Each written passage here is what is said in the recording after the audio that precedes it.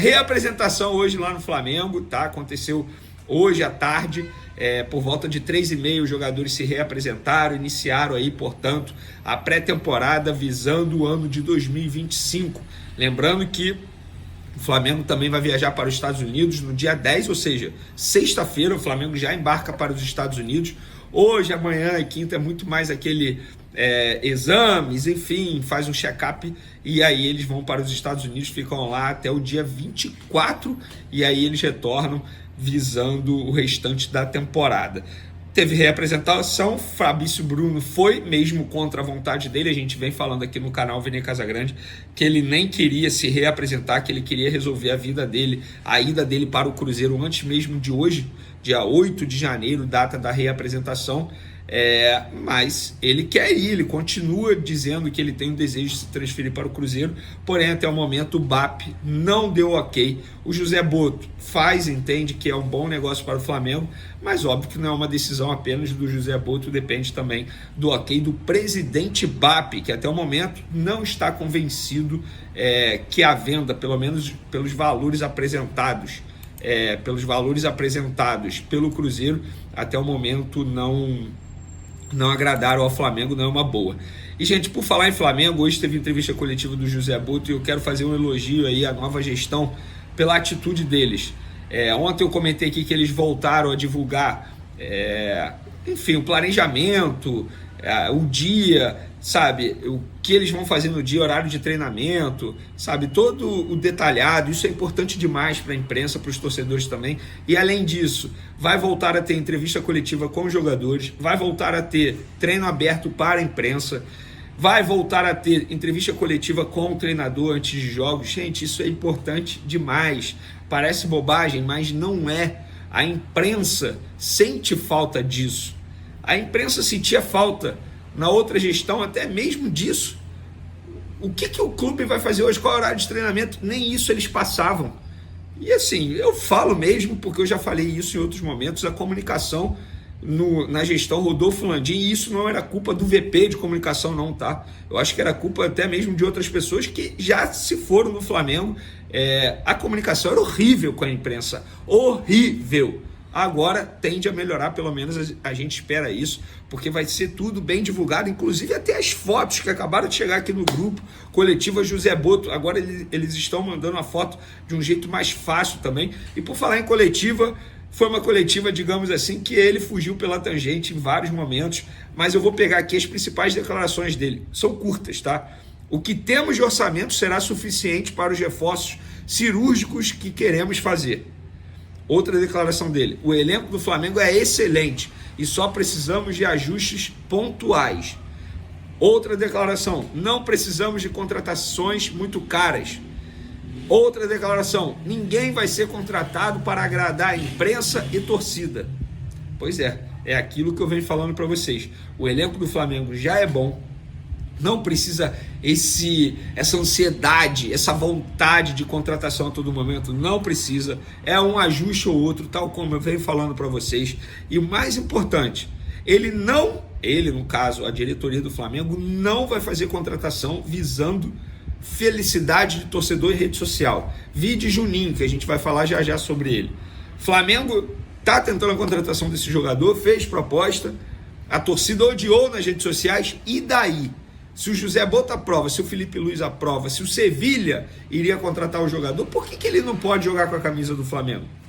Fica esse questionamento. Então, uma boa entrevista coletiva do José Botto, acho que ele foi bem, apesar de fugir em alguns momentos, mas faz parte, não vai chegar lá e não vai falar tudo, porque o segredo é a alma do negócio. Então, vamos falar agora de Thiago Maia, porque hoje ele é meu parceiro, tá? Lucas Colar. Um abraço para ele também, faz um grande trabalho na cobertura do Internacional. Ele postou no tweet dele uma matéria, que confesso que eu não sei de onde, se eu não me engano é do Lance. Enfim, uma matéria dando a entender que o Flamengo tem muitas dívidas. Mas o Flamengo não tem dívidas, o Flamengo tem contas a pagar futuras. E por conta disso, faz alguns ajustes financeiros, tais como renegociar prazo de pagamento de comissão junto a empresários, informação que a gente já trouxe aqui. Nenhum problema, não é sinal que o Flamengo está devendo ou que está passando dificuldade financeira. Na verdade, vai melhorar o fluxo de caixa. Ele publicou como se fosse uma dívida. dando a entender que, como Internacional, o Flamengo também deve, mas não é isso. E aí ele fez até um questionamento, mas o Flamengo só deve, o Internacional só deve uma parcela ao Flamengo. Não, eu fui apurar, o Internacional deve 3 parcelas, sabe por quê? Apurei e tive acesso ao documento, tá? Do acordo entre Flamengo e Internacional. O acordo internacional para pagar o Flamengo ficou o seguinte: 4 milhões de euros para o Thiago Maia, 50%, em 10 parcelas. Primeira parcela, dia 20 de agosto de 2024, 250 mil euros.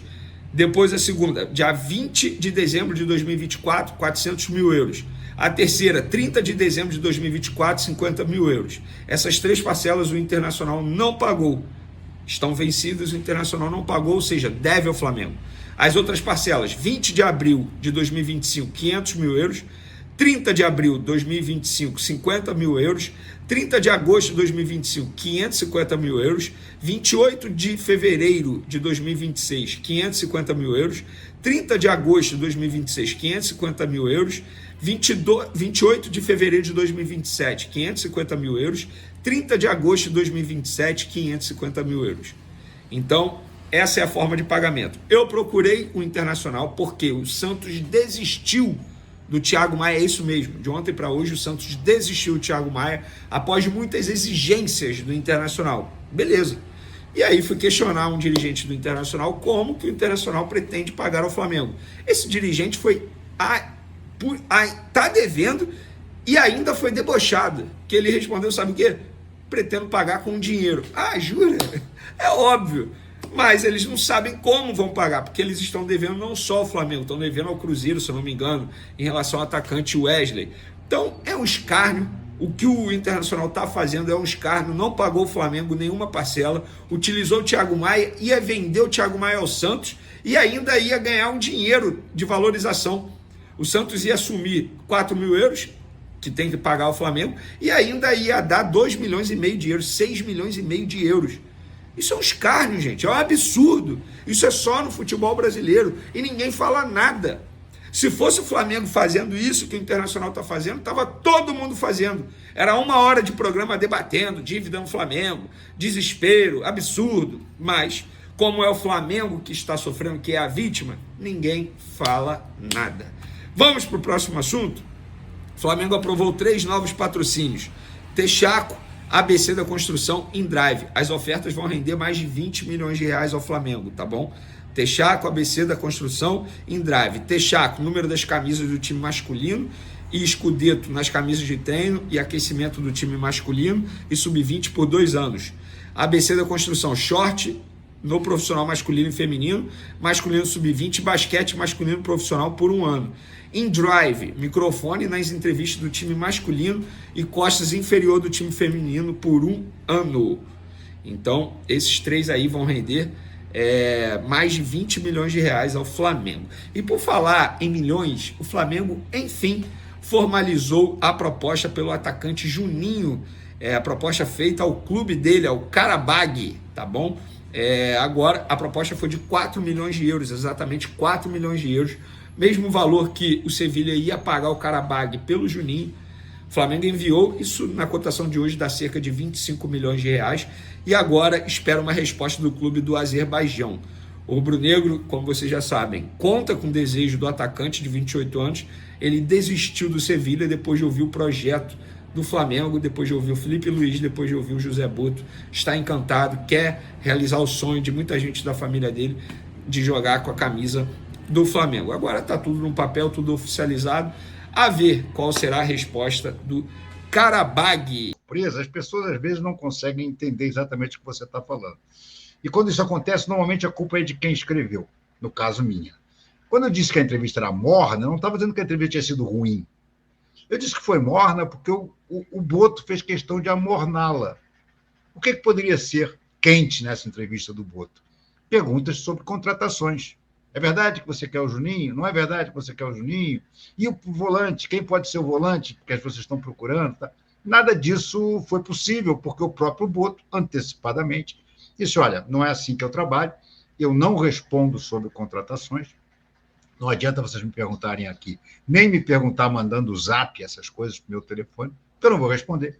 Aqui eu acho que o segredo é a alma do negócio, Então, quando o jogador estiver contratado, aí sim eu vou trazê-lo aqui, vou apresentar para vocês e vou falar tudo que eu penso dele, por que eu contratei, por quanto eu contratei e por aí vai. Então, por isso, neste sentido, eu disse que a entrevista foi morna. Muita gente entendeu que eu estava criticando a entrevista. Não estou criticando a entrevista. Até porque acho que nessa altura do campeonato, os jogadores se apresentaram hoje. Foi o primeiro dia do Felipe Luiz, de novo, no Ninho do Urubu. Não tem como ser uma entrevista quente. Não é nem hora de uma entrevista quente. Então, a entrevista morna, eu achei ok, bem legal, tá, tudo bem. Mas muita gente entendeu que eu estava criticando. Não estava criticando, não. Apenas estava registrando que ela tinha sido morna, a partir do momento que ele disse que ele não ia falar sobre o assunto que mais tem interesse da torcida no momento, que são as contratações. Nós vamos falar aqui sobre algumas contratações. Posso até adiantar a vocês que o Fabrício Bruno acaba de ser vendido. Os amigos da imprensa, se não me engano, deixa eu ver se foi o Vene quem botou aqui, para não deixar de dar o crédito. Olha aqui, foi o Vene, há 9 minutos, se o Flamengo aceita a proposta do Cruzeiro e acerta, vou botar na tela para vocês, e acerta a venda do Fabrício Bruno por 7 milhões de euros. Achei barato, sinceramente, cerca de 45 milhões à vista pelo zagueiro. O que melhora nessa negociação é o fato do dinheiro ser à vista. Lembrando que o Flamengo está com pouco dinheiro em caixa por causa das aventuras do senhor Rodolfo Landim no final da temporada passada, comprando o terreno do gasômetro, fazendo uma janela caríssima, basta ver a compra do Alcaraz, e gastando horrores na campanha presidencial fracassada, já que ele não se reelegeu. Mas, enfim, o Fabrício nem viaja com o Flamengo para os Estados Unidos no dia 10, local da pré-temporada. Apuração, segundo o Vene, com Samuel Venâncio. Então, essa é, logo de cara, uma notícia importante a ser dada aqui na live, e que não foi dada hoje, não foi comentada hoje pelo Boto, né? O único momento em que ele falou do Fabrício foi curioso, porque perguntaram a ele o seguinte: vocês analisaram a questão do Fabrício? E aí ele disse o seguinte: olha, eu e Felipe Luiz conversamos sobre todos os jogadores do elenco, inclusive o Fabrício. E mais não disse, nem lhe foi perguntado. O que ficou óbvio? Que eles conversaram sobre o Fabrício e chegaram à conclusão que poderiam abrir mão do Fabrício. Eu, particularmente, não abriria em termos técnicos. O Flamengo tem uma zaga ótima, Léo Pereira e Léo Ortiz. Para mim, pessoalmente, eu jogaria com Fabrício Bruno e Léo Ortiz, mas o Felipe Luiz pensou diferente. O que o Felipe Luiz tem escolhido tem dado certo, então eu não questiono. Mas, independentemente dele ser titular ou não, o importante é que ele era um jogador que estaria ali sempre para uma necessidade. Ou num jogo em que você não pudesse contar com um dos seus titulares, ou durante um jogo, como o Felipe Luiz cansou-se de usar o Fabrício Bruno. O Fabrício Bruno entrou inúmeras. De todos os jogos do Felipe Luiz, eu li uma estatística outro dia, o Fabrício participou de 80%. Não todos como titular, a maioria sem ser titular, mas entrou em algum momento no jogo. Em alguns poucos foi titular, na ausência justamente de Léo Ortiz ou de Léo Pereira. Então, o Fabrício, eu acho que era um caso assim que resolvia os problemas da defesa. Só que aí você acaba esbarrando na vontade do jogador. O Fabrício nunca engoliu bem o fato de ter sido barrado pelo Léo Pereira, pelo Léo Ortiz, numa decisão imediata do Felipe Luiz. Felipe Luiz assumiu e no primeiro jogo dele sob o comando, dirigindo o time sob o comando dele, a zaga já foi Léo Ortiz e Léo Pereira. Isso o Fabrício não engoliu. O Fabrício era titular absoluto com o Tite, titular com outros treinadores também, e foi convocado para a seleção brasileira. Jogou 2 ou 3 jogos pela seleção brasileira, sendo que 2 muito bem, logo de cara. Então, ele disse, não quero ficar. Aí entra o ponto fundamental da questão. Em termos de elenco, em termos técnicos do elenco, eu acho que é um mau negócio você perder o Fabrício Bruno.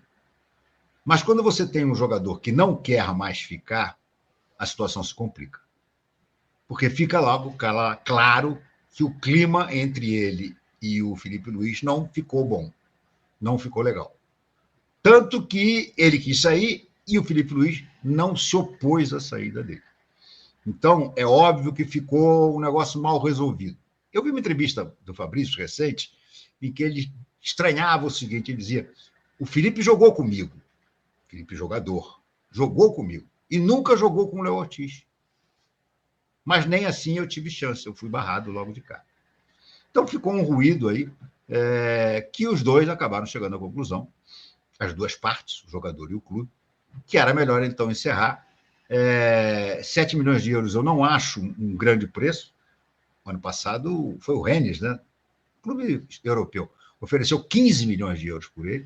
O Flamengo aceitou e o Felipe e o Fabrício deu para trás, alegando que a diferença de salário que ele ia receber não era significativa, fazendo as contas do custo Brasil e do custo, acho que era da França, acho que era o Rennes mesmo, e não quis ir, além de tudo, a mulher dele estava grávida, ia ter filho, tá? Então eles prefiram não ir. Ora, nessa brincadeira ele acabou dando um prejuízo ao Flamengo de 8 milhões de euros, né? Mas, enfim, águas passadas não movem moinho, não adianta. A vantagem que eu vejo desses 7 milhões de euros é que, se eles realmente forem pagos à vista, eles resolvem, são 40 e poucos milhões, ele resolve o momento complicado do Flamengo nesse início de ano. José Botto, novo diretor de futebol do Flamengo, concedeu uma entrevista coletiva nesta quarta-feira, 8, direto do CT do clube. O dirigente detalhou como pretende conduzir o trabalho com contratações e compartilhou seu perfil de interação com a imprensa. De forma direta, Botto afirmou que não comentará sobre jogadores especulados, mas admitiu que as sugestões enviadas ajudam a inspirar ideias. Eu venho de uma cultura diferente. O segredo é a alma do negócio. Divulgar informações sobre negociações pode prejudicar o Flamengo. Estou aqui para proteger o clube. Não adianta mandar mensagens perguntando se o jogador tal está vindo, porque eu não vou responder. Nunca vou. Isso, às vezes, é o que separa pagar 10 de pagar 15. Quando os jogadores forem contratados, serão apresentados e o processo todo será explicado. Até lá, não percam tempo enchendo meu telefone. Continuem mandando sugestões, porque elas ajudam, dão ideias. Mas não adianta perguntar, porque não vou responder. É assim que trabalho. É a cultura que temos na Europa. Talvez seja diferente, mas é o que sei fazer. Botto, que chegou ao Rio de Janeiro no final de dezembro, já causou impacto com sua abordagem focada e estratégica. Ele elogiou o elenco atual do Flamengo e também o técnico Felipe Luiz, deixando claro que acredita no potencial do grupo. Segundo o português, o objetivo é sempre alcançar o sucesso no fim da temporada, priorizando resultados consistentes. A questão é, todos os jogadores que vierem serão escolhidos porque se encaixam no modelo do Flamengo. Não vamos contratar para agradar a imprensa ou a torcida. Há o campeão da pré-temporada e há o campeão real, aquele que levanta o troféu ao final do ano.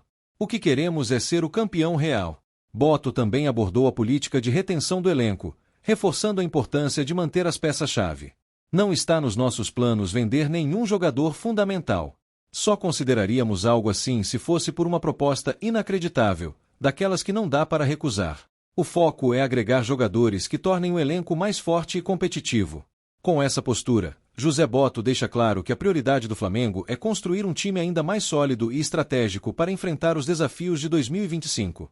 As contratações seguirão um planejamento rigoroso, garantindo que cada nome seja uma adição significativa para o time e suas metas.